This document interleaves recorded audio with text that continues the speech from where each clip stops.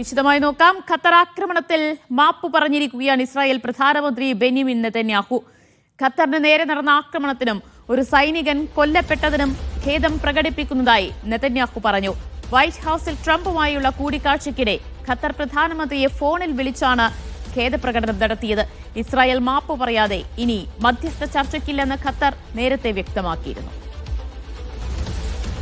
MC Nasar വിവരങ്ങൾ നൽകും. നാസർ, ഇപ്പോഴും വൈറ്റ് ഹൌസിൽ കൂടിക്കാഴ്ച പുരോഗമിച്ചു വരികയാണ്. അതിനിടെയാണ് ഖത്തർ പ്രധാനമന്ത്രിയെ ഫോണിൽ വിളിച്ചുകൊണ്ട് നെതന്യാഹു ഖേദപ്രകടനം നടത്തിയത്. ചെയ്തത് തെറ്റായിപ്പോയി എന്ന് അദ്ദേഹം തുറന്ന് സമ്മതിക്കുകയാണോ ഉണ്ടായത്?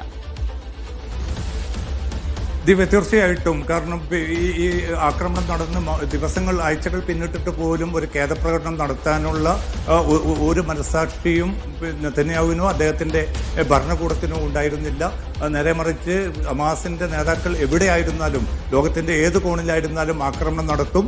ആക്രമണം നടത്താനുള്ള എല്ലാ അവകാശവും തങ്ങൾക്കുണ്ട് എന്ന അർത്ഥത്തിൽ ഈ ഖത്തറിന്റെ ആക്രമണത്തെ ന്യായീകരിക്കുന്ന ഒരു നെതന്യാഹുവിനെ ആയിരുന്നു പിന്നിട്ട ദിവസങ്ങളിലൊക്കെ നമ്മൾ കണ്ടത്.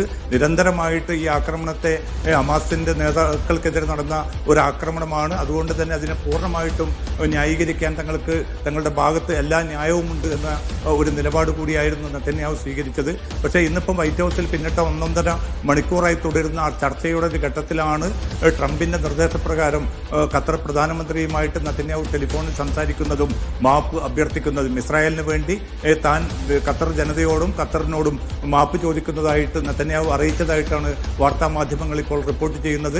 ഖത്തറിൽ ഒരു സൈനികൻ കൊല്ലപ്പെട്ട ആ സാഹചര്യത്തിലും തങ്ങൾക്ക് അതീവ ദുഃഖമുണ്ട്. അത് ഈ ഘട്ടത്തിൽ താൻ പ്രകടിപ്പിക്കുകയാണ് എന്നുകൂടി ഖത്തർ പ്രധാനമന്ത്രിയോട് നെതന്യാഹു പറഞ്ഞതായിട്ടുള്ള പ്രതികരണമാണ് ഇപ്പോൾ റിപ്പോർട്ടുകളിലൂടെ പുറത്തു വന്നുകൊണ്ടിരിക്കുന്നത്. ഇത് ട്രംപിന്റെ നിർദ്ദേശപ്രകാരമാണ്. കാരണം ഇനി ഏതെങ്കിലും അർത്ഥത്തിലൊരു യുദ്ധവിരാമ ചർച്ചയുമായിട്ട് ബന്ധപ്പെട്ട് തങ്ങളുടെ ഭാഗത്തു നിന്ന് നടപടി ഉണ്ടാകണമെങ്കിൽ ഇസ്രായേൽ നടത്തിയിരിക്കുന്ന ഈ ആക്രമണത്തിന് ഖേദപ്രകടനം വേണമെന്ന് നേരത്തെ തന്നെ ഖത്തർ വളരെ സുദൃഢമായിട്ടുള്ള ഒരു നിലപാട് കൈക്കൊണ്ടിരുന്നു. ഗൾഫിലെ എല്ലാ രാജ്യങ്ങളും ആ നിലപാടിനെ പിന്തുണയ്ക്കുന്ന ഒരു സാഹചര്യവും രൂപപ്പെട്ടു.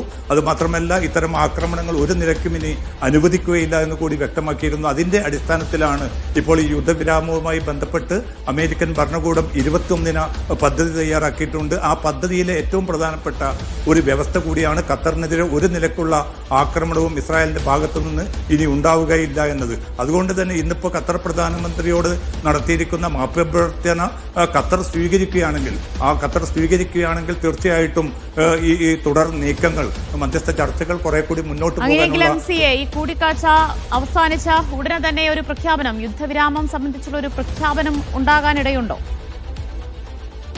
ദിവ്യ, തീർച്ചയായിട്ടും ലോകം ഏറ്റവും താല്പര്യപൂർവ്വം ഉറ്റുനോക്കുന്നത് കാര്യത്തിനാണ്. പക്ഷേ പിന്നിട്ട ഒരു വർഷത്തിനുള്ളിൽ 4ാം തവണയാണ് നെതന്യാഹു വൈറ്റ് ഹൌസിലെത്തുന്നതും ട്രംപുമായിട്ട് ഇതുമായി ബന്ധപ്പെട്ട ചർച്ചകൾ നടത്തുന്നത്. പല ഘട്ടങ്ങളിലും ഇപ്പോൾ കഴിഞ്ഞ ജൂണിൽ തന്നെ ഈ വെടിനിർത്തലുമായി ബന്ധപ്പെട്ട ചില പ്രഖ്യാപനങ്ങൾ ട്രംപ് നടത്തിയിരുന്നു. നെതന്യാഹുമായിട്ടുള്ള കൂടിക്കാഴ്ച കഴിഞ്ഞ ഉടനെ പറഞ്ഞത് ഒരാഴ്ചക്കകം ഗസയിൽ യുദ്ധം അവസാനിപ്പിക്കുമെന്നായിരുന്നു. പക്ഷേ ആ ഒരാഴ്ചയും മാസങ്ങളും പിന്നിട്ടിട്ട് ആ യുദ്ധം ഏറ്റവും ക്രൂരമായിട്ടുള്ള ഒരു രീതിയിൽ ആ വംശഹത്യ തുടരുന്ന ഏറ്റവും നടുക്കുന്ന ഒരു അവസ്ഥയിലൂടെ തന്നെയാണ് ലോകം ഇപ്പോൾ പോലും കടന്നു പോകുന്നത്. അതുകൊണ്ട് നെതന്യാഹുവും ട്രംപും തമ്മിലുള്ള ഈ ചർച്ചയിലൂടെ ഇനി ഒരുപക്ഷെ യുദ്ധവിരുദ്ധവുമായിട്ടുള്ള അല്ലെങ്കിൽ യുദ്ധവിരാമവുമായി ബന്ധപ്പെട്ട ഒരു പ്രഖ്യാപനം ഉണ്ടായാൽ പോലും പ്രായോഗിക തലത്തിൽ അത് നടക്കുമോ എന്ന കാര്യത്തിൽ ഒരു ഉറപ്പും പറയുക സാധ്യമല്ല. കാരണം നെതന്യാഹു മുമ്പും പല ഘട്ടങ്ങളിലും ഈ വെടിനിർത്തൽ കരാർ അന്തിമഘട്ടത്തിലെത്തിയ സന്ദർഭത്തിൽ പോലും അതിനെ അട്ടിമറിക്കാനും ഏറ്റവും നിഷ്ഠുരമായിട്ടുള്ള ആക്രമണവുമായിട്ട് മുന്നോട്ട് പോകുന്ന സാഹചര്യമാണ് ലോകം കണ്ടുകൊണ്ടിരിക്കുന്നത്. അതുകൊണ്ട് തന്നെ ഈ ചർച്ചയുടെ പുരോഗതി എത്രയുണ്ട് എന്ന് ഉറപ്പിക്കണമെങ്കിൽ ഇസ്രായേലും അമേരിക്കയും ആത്മാർത്ഥമായിട്ട് എന്ത് നിലപാട് സ്വീകരിക്കും എന്ന കാര്യത്തിൽ ഇനിയും വ്യക്തത വരേണ്ടതുണ്ട്. ഇപ്പോൾ 21-ന് ഒരു പദ്ധതിയാണ് ഇപ്പോൾ ട്രംപ് ഭരണകൂടം മുന്നോട്ട് വെച്ചിരിക്കുന്നത്. അത് പ്രകാരം ഏറ്റവും അടിസ്ഥാനപരമായിട്ടുള്ള ഒരു മാറ്റം എന്നത് നേരത്തെ ഈ ഗസയിൽ നിന്ന് എല്ലാ പലസ്തീനികളെയും പുറന്തള്ളി അവിടെ ഒരു വിനോദസഞ്ചാര കേന്ദ്രമാക്കി മാറ്റണമെന്നായിരുന്നു ട്രംപ് വ്യക്തമാക്കിയിരുന്നത്. അതിനെ ഇസ്രായേൽ പിന്തുണയ്ക്കുകയും ചെയ്തു.